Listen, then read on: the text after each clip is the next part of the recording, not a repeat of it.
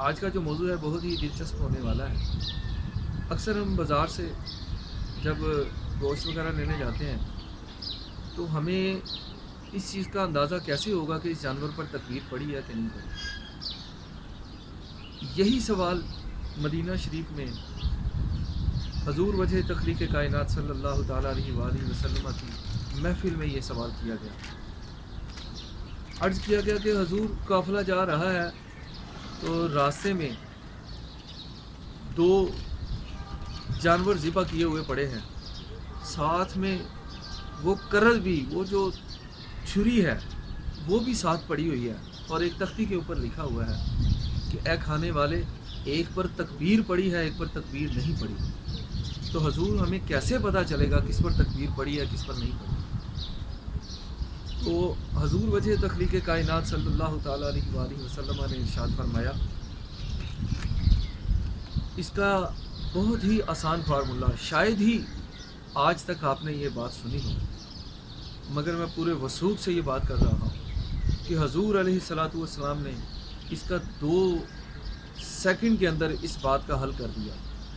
فرمایا کہ جس جانور کے اوپر تکبیر پڑی ہے اس کی یہ نشانی ہے کہ اس کا جو منہ ہے وہ ایسے دونوں دانت آپس میں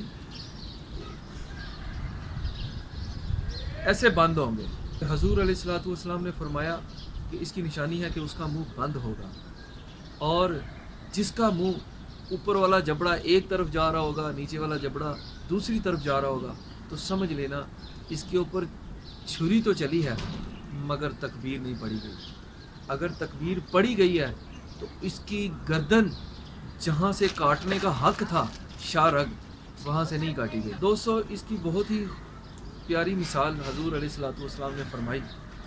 ایک آدمی ساری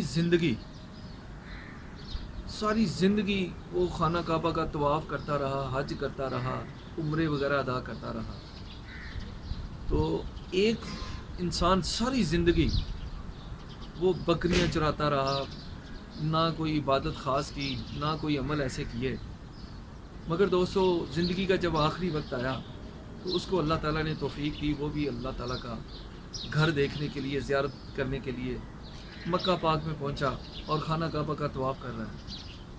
اور ایک وہ آدمی جو ساری زندگی جس نے مکہ پاک میں گزار دی، اب دونوں طواف کر رہے ہیں، طواف کرتے کرتے ان کا وقت نزا آ گیا اور دونوں ہی اللہ کو پیارے ہو گئے اپنے اپنے وقت پر۔ غیر سے ندا آئی کہ ایک جنتی ہے ایک دوزخی ہے۔ اب عقل تو یہ کہے گی کہ یار جس نے ساری زندگی اللہ کے گھر میں گزار دی وہ تو ایک نیک انسان تھا، اور یہ آدمی تو ساری زندگی جنگلوں میں پھرتا رہا، اس نے تو ساری زندگی بھیڑ بکریاں چرائی۔ دوستو، اس کی میں ایک چھوٹی سی مثال دوں گا۔ اکثر ہم نے دیکھا ہوگا کہ جب انسان اس دنیا سے جاتا ہے تو اس کا منہ کھل جاتا ہے، ساری زندگی اس نے پتہ نہیں کتنے حج ادا کیے، اور حاجی صاحب ہوتی رہی زمانے میں۔ جب وہ اس دنیا سے گیا تو منہ جبڑا کھل گیا، پتہ نہیں کتنی پاؤ روئی جو ہے وہ اس کے منہ کے اندر رکھ دی جاتی ہے۔ تو ایک انسان، اکثر ہم نے دیکھا کہ دیکھنے والے کہتے ہیں کہ یار ایسے لگ رہا تھا جیسے سویا ہوا ہے، جیسے لیٹا ہوا ہے، ابھی اٹھنے والا۔ دوستو، یہ وہ نشانیاں ہیں۔ حضور علیہ الصلوۃ والسلام نے فرمایا جس جانور کے اوپر تکبیر پڑی گئی ہے اس کا منہ سلا ہوگا، بند ہوگا، اور جس کے اوپر تکبیر نہیں پڑی گئی اس کا منہ جو ہے وہ کھلا رہ جائے گی۔ دوستو، یہ ہے نشانی۔ مسلمانوں کو یہ بات اپنے ذہن میں رکھ لینی چاہیے، اور جب آپ چکن خریدنے جائیں دوستو، آپ خود اپنے دل کے اندر اپنی زبان سے اپنے منہ میں تکبیر پڑھ لیں، اور اس کو بھی پوچھ لیں کہ بھائی تمہیں تکبیر پڑھنی آتی ہے؟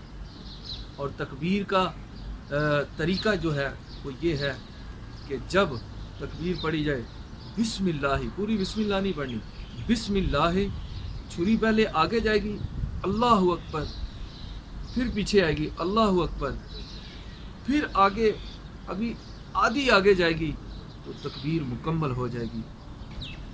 یہ ہے طریقہ. دوستو ملتے ہیں نیکسٹ ایک نئی ویڈیو میں. تب تک کے لیے اللہ حافظ.